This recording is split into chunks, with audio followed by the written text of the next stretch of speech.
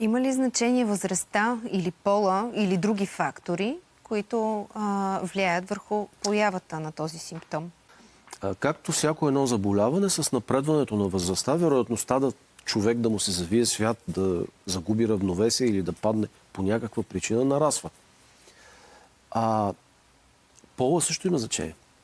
При жените е почти 3 пъти по-чест симптома световъртеж, отколкото при мъжете. Веднага ли трябва да отидем на лекар? Още при първото неразположение, което усетим подобно? Аз съветвам да, въпреки че и да не получат съвет от мене, те сами си ходят на лекар. Да. Няма нужда да получат от телевизията опътване. Те дори някои са толкова тежки, те викат спешните служби, някои от тях постъпват в болница.